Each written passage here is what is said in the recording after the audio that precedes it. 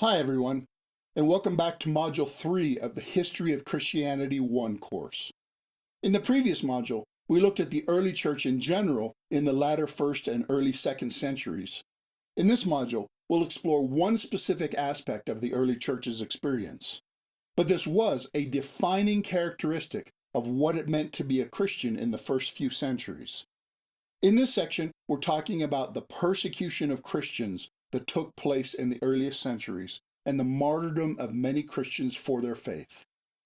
I want you to learn this material not just as fascinating stories of faithfulness under pressure, but also to help you live in our current world, where Christians are currently the most persecuted group in the world, and have been for about a century. And in the North American and European societies, where the culture has fairly swiftly changed from Christianity being the dominant social force to Christianity being more openly dismissed and despised. Now, who knows where it will go in the future, but we should be ready. Before we get into the historical details, let's look at the timeline to place these events in the calendar.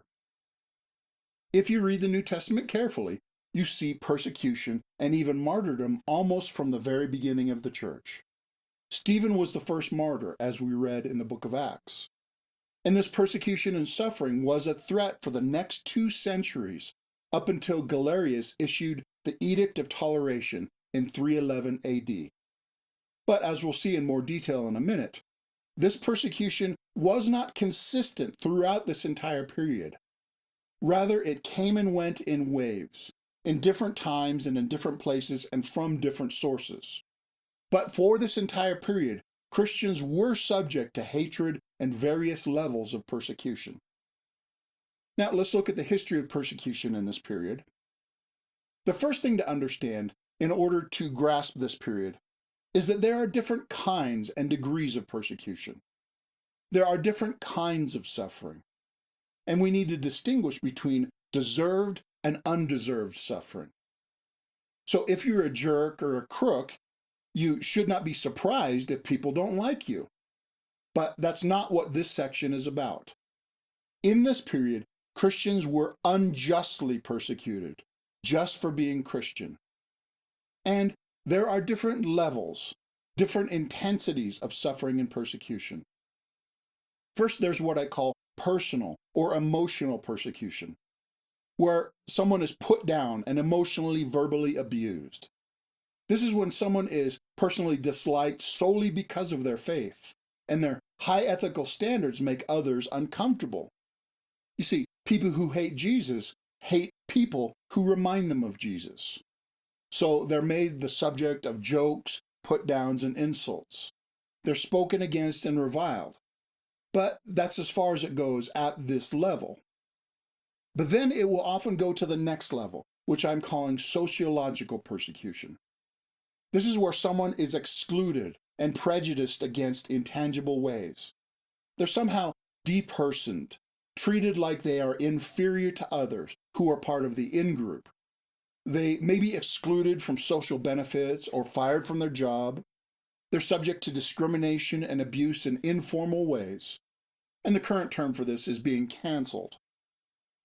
Then it can escalate to legal persecution, where someone is subject to arrest, loss of property, etc. In some places today, there are formalized laws against converting to Christ or being a believer, which have severe punishments. And in other places, people can get sued because they won't bake a cake, or they won't go along with proclaiming a message that they don't believe. And then it can escalate to physical persecution, which includes physical suffering, arrest, torture, and even death. Now, all of these levels are real persecution and suffering, but they're not the same level. And it never starts at legal and physical suffering. First, a group is demonized and excluded sociologically, and only later does it escalate to arrest and execution. Now, in the history of the church, we see this happening. In the New Testament, we see slander and persecution against the disciples almost from the start. We see the same divided reaction that people had towards Christ. Some loved him, some hated him. So many people were very positive towards the early Christians, and many were very negative. We see the leaders arrested and beaten for proclaiming Christ, and there was even occasionally a person being killed for their faith. Now, at first, this opposition came from Jewish leaders and leaders of pagan religions who saw Christianity as a rival to their religion and converts to Christianity as traitors. And throughout the next 3 centuries, the church would suffer persecution, but not in a sustained, organized way. It came and went in waves. It was sporadic and haphazard. On the local level, depending on who was angry or jealous or afraid of Christians, the persecution varied. And in terms of the Roman Empire, their actions towards Christians changed depending on who was emperor and what was their priority at the time. So, the church experienced waves of persecution. Fox's Book of Martyrs lists 10 primitive persecutions. First, there was persecution under Nero around 67 AD. Nero's persecution was mostly limited to the city of Rome.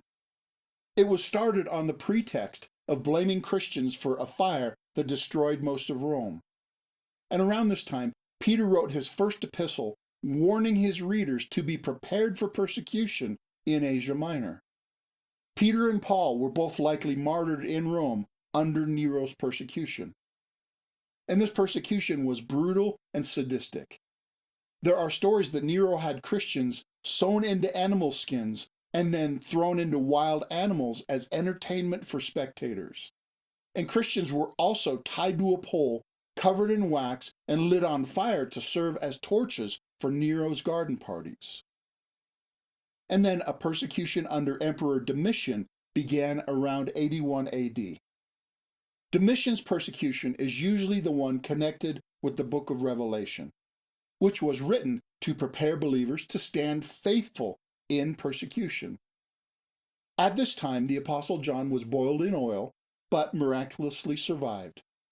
And it was a legal rule that, quote, no Christian, once brought before the tribunal, should be exempt from punishment without renouncing his religion. And the empire set up a test of loyalty that people would have to offer a sacrifice to the emperor, which no Christian could do with a clear conscience. Then there was a third persecution under the Emperor Trajan around 108 AD. And we know this from correspondence written by Pliny the Younger, who wrote to Trajan asking what to do about Christians. Pliny spoke well of Christians and their morality, but he said that they were obstinate and refused to curse Christ when forced to do so. And the emperor replied, the Christians should not be sought out for punishment, but should be punished if they were accused and did not deny Christ. And Ignatius was martyred at that time, and we'll look at his story in a minute. Under Adrian, Trajan's successor, one of his high military commanders, named Eustachius, politely refused to participate in pagan sacrifices during the celebration of military victories that he himself was responsible for, and he refused because he was a Christian.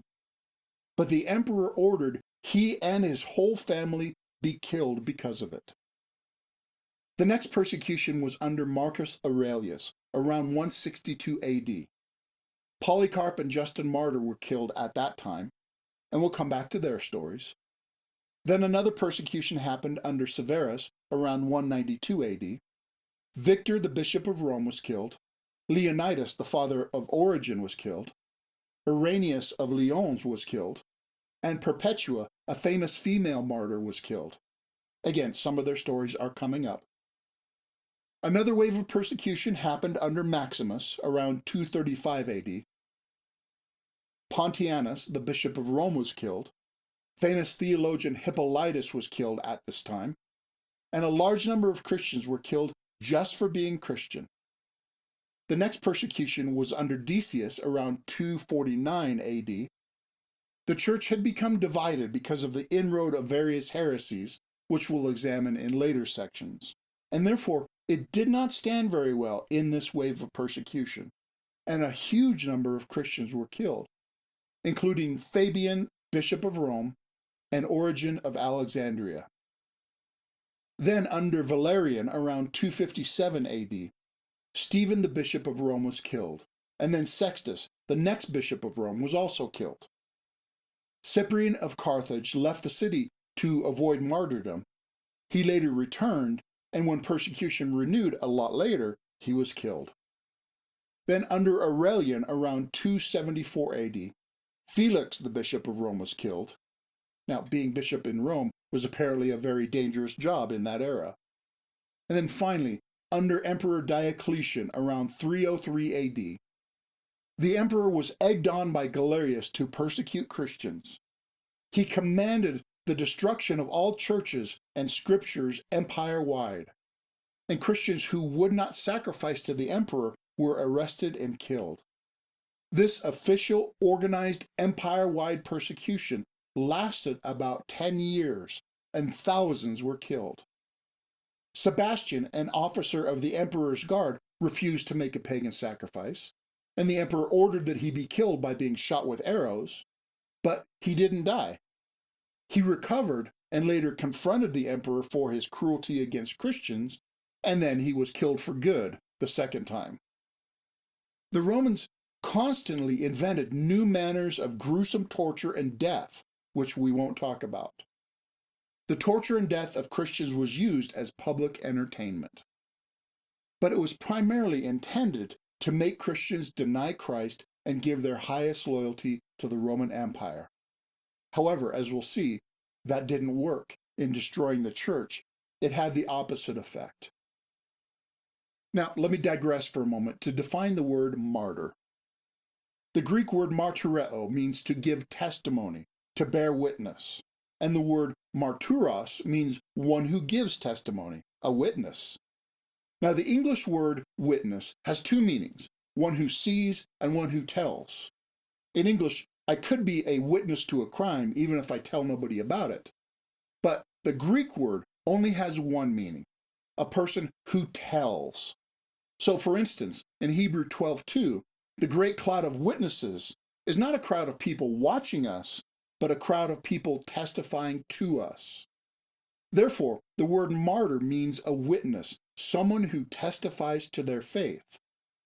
And then, as more and more persecution happened, this word took on a new meaning that it did not have before. It came to be used for one who gave the ultimate witness, one who proved their faith, who backed up the witness of their words with the witness of the ultimate sacrifice. So a martyr is one who testifies to Christ by their willingness to give their life for him. Now let's try to understand the reasons behind the persecution and martyrdom. First, we'll look at the political and cultural situation. There was a strong ideal of political unity in the Roman Empire. The empire was very tolerant in terms of personal lives and beliefs, as long as it stayed personal and did not rock the boat publicly. They pushed syncretism, that is, join your gods to our gods, the more the merrier. But they also subtly pushed the idea that the Roman pagan gods were the official religion of the Roman Empire. Others were permitted, but only if they also honored the Roman gods. And Rome demanded tokens of loyalty to the emperor, usually by worshiping him as a god. So, when riots happened, caused by religious opposition to Christianity, Rome got uptight. They hated anything that would cause division, strife, and unrest. And they especially hated anything that would take loyalty away from Rome. And in this context, it became clear that the Christians were countercultural. They were different. They would not participate in social functions connected with pagan worship. They would not participate in emperor worship. Their main confession, Jesus is Lord, went directly opposite to Caesar is Lord. And many would not serve in the army. Now, at first, when Christianity was seen as just a form of Judaism, it got the same protection as a legal religion. But later, when it became clear that Christianity was distinct from Judaism, it no longer had legal protection. And this played into the political paranoia of the Romans. because Christians were close-knit and their numbers were growing, and they had an empire-wide organization that was unified and communicated with one another. Many of the emperors were power-mad and so were very suspicious of anything that they saw as a rival or a threat to their power. And there was also a lot of political maneuvering. That is, various leaders used Christians as a whipping boy to get on the emperor's good side, or treated them as a threat to raise sympathy for their side and what they were doing. But there was also political scapegoating. See, whenever there was a natural disaster or military defeat, Christians were the ones blamed for it. And there was plenty of propaganda and false rumors that slanderously demonized Christians. Now, in light of all this, I want to briefly mention the response that Christians typically gave. They consistently stated that the persecution is undeserved. The false rumors are false. Now, we'll see when we study the early apologists in a later section that they often said that Christians were the best citizens. They were honest, upright, and loyal to the emperor. And many secular writers of the time agreed. So that was the political situation behind the persecutions. But we also need to try to understand the mindset of the persecutors. This is not to excuse that mindset or behavior, but only to understand it. I'm explaining this so that you will understand this way of thinking in order to resist it in your own life and in others. You see, religion and worldview are ultimate issues about the highest of loyalties.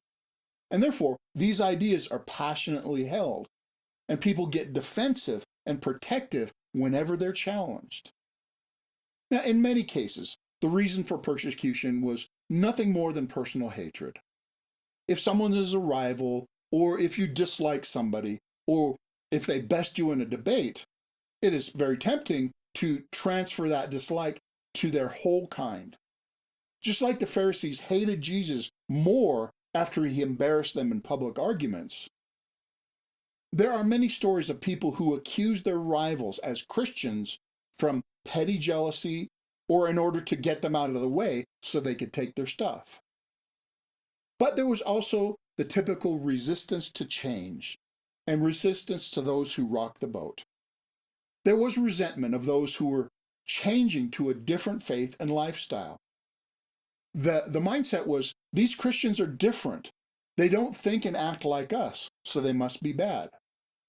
That's the attitude reflected in 1 Peter chapter 4, which I paraphrase as, of course your former friends are surprised when you no longer plunge into the flood of wild and destructive things that they do, like you used to. You've changed, and so they slander you. And this attitude also came out of zeal for the old pagan gods. As Christianity grew, pagan temples were more and more neglected, and those whose livelihood was affected fought back. We saw that in Acts chapter 19, that Demetrius the silversmith stirred up a riot because the temple businesses were losing customers. But there was also zeal for the Roman Empire, which also seemed threatened in some people's eyes. Some thought the emperor was weakened by Christian influence, because Christians were not as zealously loyal to the emperor as a god, and because Christians were sometimes reluctant to serve in the Roman army, because they thought Christianity made the Roman gods mad, and so the pagan gods no longer fought for Rome. Now, all these attitudes went hand in hand with fear. Fear of Christians as a growing organization that was unified and organized empire-wide. And finally, many persecutors simply believed the slanderous lies. Every natural disaster and military defeat was blamed on the Christians and on them supposedly displeasing the pagan gods. Christians were also accused of cannibalism, of sacrificing children, and other gross immorality. Now, I personally would look down on a group that killed innocent children and ate them, just like I stand against those who would kill innocent children in the womb in our time. But in the case of the early Christians, it just wasn't true. The slander was false, but people still believed it. Now, hopefully that helps you to begin to understand the mindset behind the persecutions, and hopefully it will help you be prepared to deal with it if and when it happens. But the biggest issue underlying all of the persecution is that the persecutors hated God, and they took out this hatred on those who stood for God. Just like in the book of Revelation, when the dragon could not win in his rebellion against God, he then took out his wrath on God's people. Just like Jesus warned, those who hate and reject him will also hate and reject his people.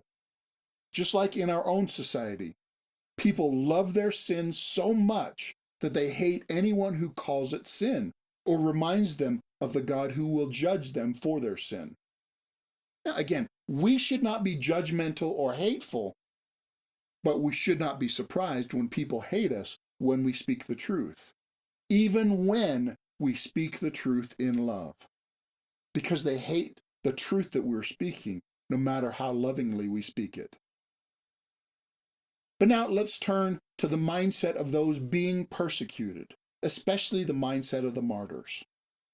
First, it's obvious that they knew and understood Jesus' words of warning, and his call to faithfulness, and the reasons he gave for holding firm. For instance, in John chapter 15, Jesus said, "If the world hates you, keep in mind that it hated me first. If you belong to the world, it would love you as its own. As it is, you do not belong to the world, but I have chosen you out of the world. That is why the world hates you. Remember the words I spoke to you. No servant is greater than his master. If they persecuted me, they will persecute you also. If they obeyed my teaching, they will obey yours also. They will treat you this way because of my name, for they do not know the one who sent me." And Mark chapter 8 says, "Then Jesus called the crowd to him along with his disciples and said, 'If anyone would come after me, he must deny himself and take up his cross and follow me. For whoever wants to save his life will lose it, but whoever loses his life for me and for the gospel will save it. What good is it for a man to gain the whole world, yet forfeit his soul? Or what can a man give in exchange for his soul? If anyone is ashamed of me and my words in this adulterous and sinful generation, the Son of Man will be ashamed of him when he comes in his Father's glory with the holy angels.'" Now, many more verses could be given, but I hope you get the idea. Jesus warned and prepared his followers for persecution, and he also prepared them to overcome it. And the martyrs knew these warnings, and they also displayed a very strong loyalty to Christ. They had a stronger loyalty and love to Christ than they loved their own lives. Right before he was killed, when Polycarp was commanded to deny Christ, he replied, 86 years I have been his servant, and he has done me no wrong.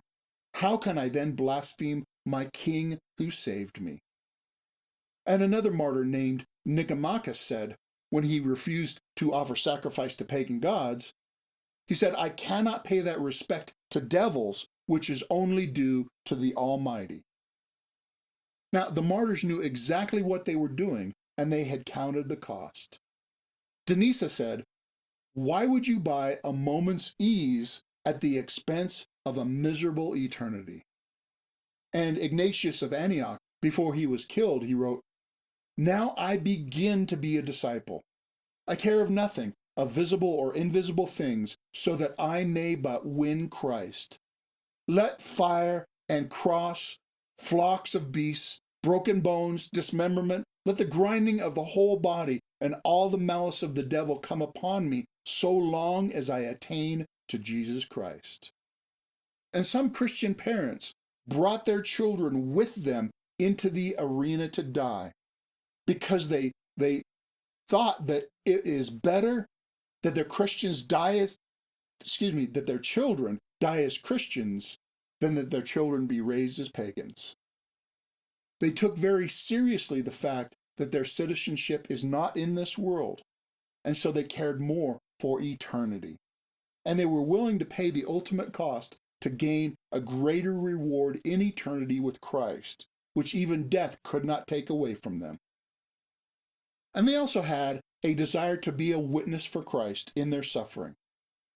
In his epistle to the Romans, Ignatius wrote, "I want all men to know that I die for God of my own free will. Let me be given to the wild beasts, for through them I can attain to God. I am God's wheat, and I am grounded by the teeth of wild beasts, that I may be found pure bread.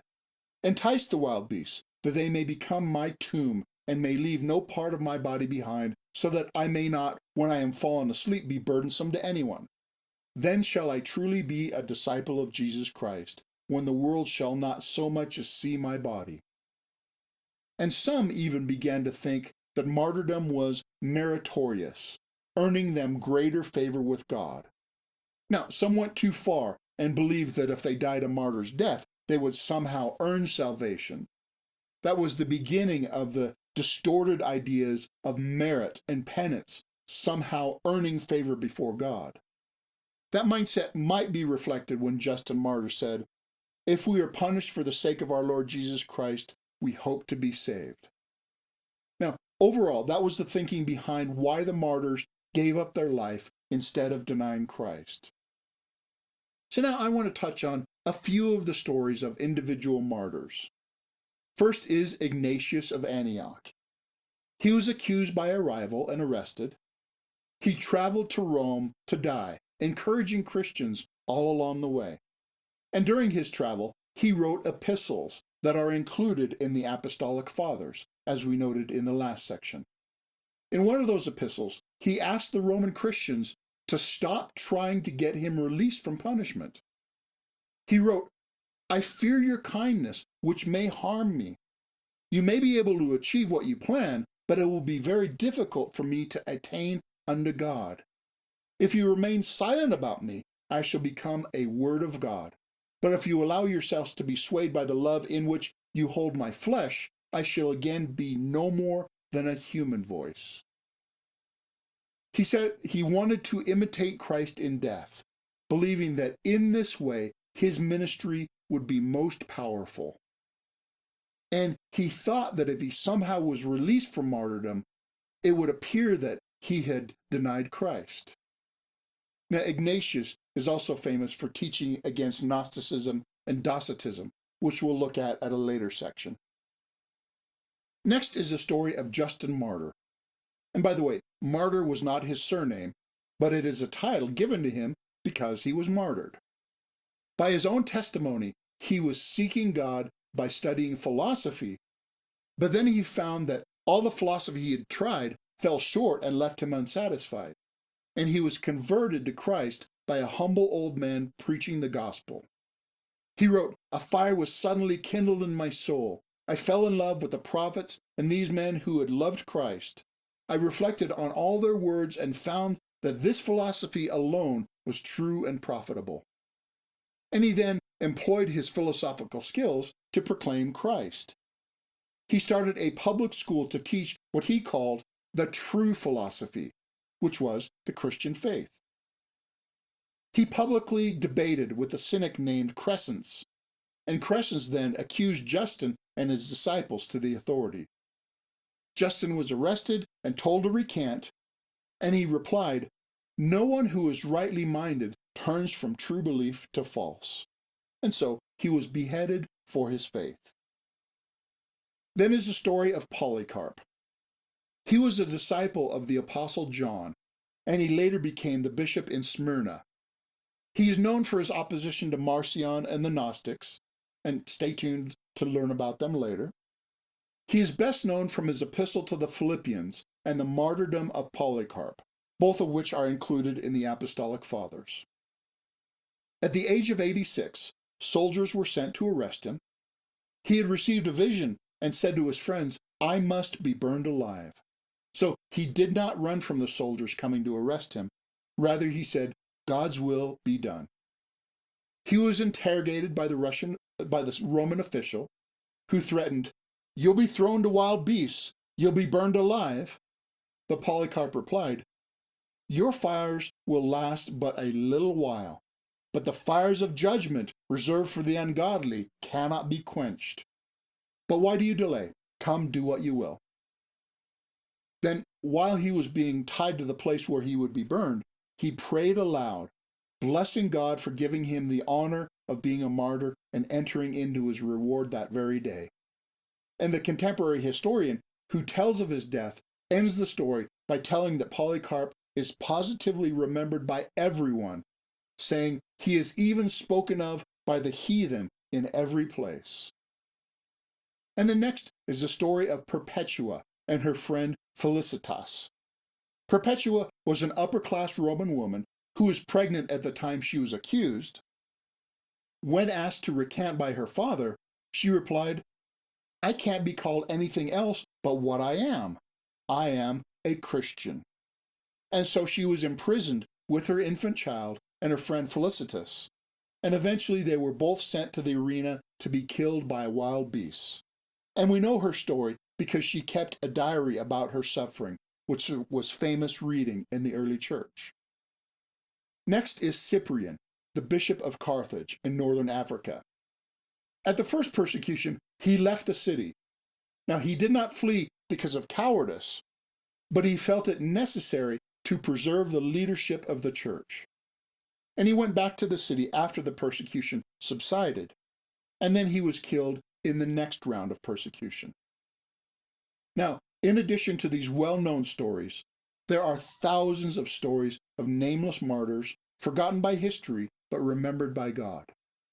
Some estimate that up to 100,000 Christians were martyred during this time period. And by the way, because the population of the globe is so much more these days, that is about the same number of Christians killed for their faith every year in our time around the world. Because martyrdom did not stop with the Roman Empire, and there are many Christians still being persecuted and killed in different places today. Now, finally, let's look at the result of all this persecution. First, the church did not die. Whew. Christ promised it wouldn't, and it didn't. The Romans tried to get rid of Christians, but failed, just like every attempt to stamp out the church throughout history has failed. The church has failed from the inside, but it has never been crushed from the outside. Rather, the church actually grew through this persecution, and even because of this persecution. Think about it. Because it was so costly, there was no such thing as a half-hearted social Christian in the early Roman Empire. Christians were sold out serious about their faith and lifestyle and witness. They lived every day as if it were their last because it could be. This pressure for Christians to count the cost and to get fully in or to get out actually strengthened the resolve and loyalty of the church. And the martyrs actually lived up to the name martyr as witnesses. Martyrdom gave a strong witness to the truth of Christ. Tertullian said that the blood of the martyrs is the seed of the church. And there are many, many stories of people who were converted when they saw the courage and faithfulness of Christians undergoing persecution and death. And some executioners were converted while they were killing Christians, and they immediately shared their fate. Now, one pagan observer, seeing the patience of Christians suffering death, said, "Great is the God of the Christians." Now, when God's people love Christ more than they love their own lives, it demonstrates to a watching world how valuable Christ actually is. Even as the church experienced more and harsher persecution, it actually grew stronger and grew in numbers. Eventually, the church that was persecuted by the Roman Empire would win over the Roman Empire, as we'll see in a later section. And the church's faithfulness in persecution was a large part of the reason that it eventually won. Now, of course, that does not mean that it was easy or pleasant at all, but it does show that it was worth it. Not just in the eternal reward, but also in the impact it had even in this world. And that gives us great hope for places like China, North Korea, Iran, and Nigeria, where Christians are persecuted today. And I pray that God gives them grace, not only to bear up under their persecution, but to overcome and win their societies to Christ. Now, let's review. During this period of persecution and martyrdom, there was a variety of persecution and waves of persecution. There were understandable reasons for persecution. Even if these reasons were not good or right, we can still understand what people were thinking. And we can also understand the Christian response to persecution and the reasons why they were willing to suffer as they did. And we should also notice God's faithfulness during the persecution, both to strengthen his people to remain faithful witnesses through persecution, but also the way he used their suffering to change the world for the better. Not to mention the eternal comfort and reward they are now enjoying and will enjoy forever. Now let's transition to the questions for discussion and application. First, what did you learn from the persecution that the early church experienced? What happened and why? What were the reasons and attitudes that caused the persecution? And what were the reasons and attitudes behind how the Christians responded? What is the connection between these mindsets and the actions they produced?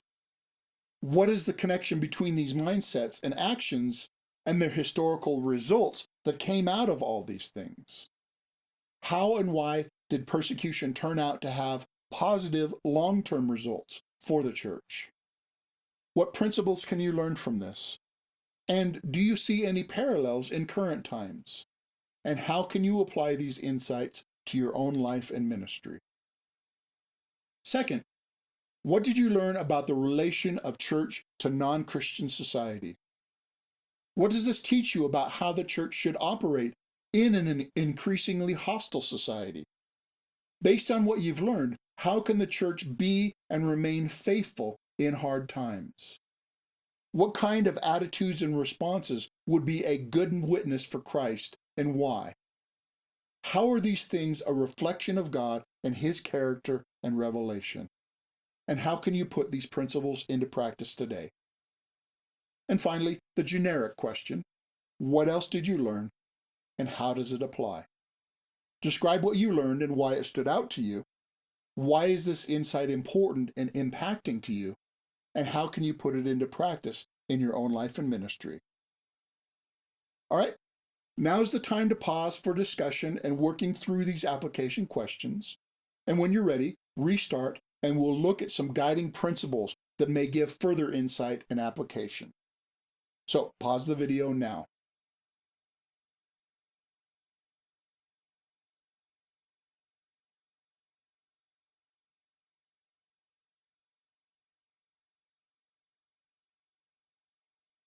And now that brings us to a few guiding principles we can learn from the persecution and martyrdom of the early Christians. First, there are different kinds of suffering and persecution for Christ, and we should distinguish them. We should not think we're martyrs just because a coworker mocks our faith. But at the same time, we should recognize that this kind of thing is the first step on a road that could lead to violence. Hitler did not start with mass murder. He started with slander and worked up to mass murder. The mocking of Christ is not the same as killing people for their faith, but it is a difference of degree, not of kind. Second, Jesus predicted his people would suffer and be hated, so we should not be surprised when it happens. It is a normal part of living for Christ to some degree. And as I said in the last section, we should not be the cause of this hatred. Our suffering for Christ must be undeserved suffering, and we cannot reply to hatred with hatred. The New Testament warns us that persecution will happen, but it also teaches us how to respond well, not replying in kind. We should also count the cost, both the cost of suffering and the cost of refusing to suffer. Recognize that Jesus warned us against denying him when things get tough, and the cost of denying Christ is infinitely higher than the cost temporary suffering and even death. Because for a faithful Christian, death is temporary. But for those that reject Christ, death is eternal. And so a willingness to suffer well for Christ is good. And that means we should suffer in the right way, in a way that is innocent and demonstrates the worth of Jesus. Our suffering should be a good witness, demonstrating the reasons why Christ is better than any alternative. And then we need to recognize that persecutors usually think they're doing good in their own minds. Just like the Apostle Paul thought he was serving God by harming Christians before his conversion. Many persecutors are convinced in their own mind that they are doing right. And so, as Christian witnesses, we need to understand where they are coming from so that we can effectively respond.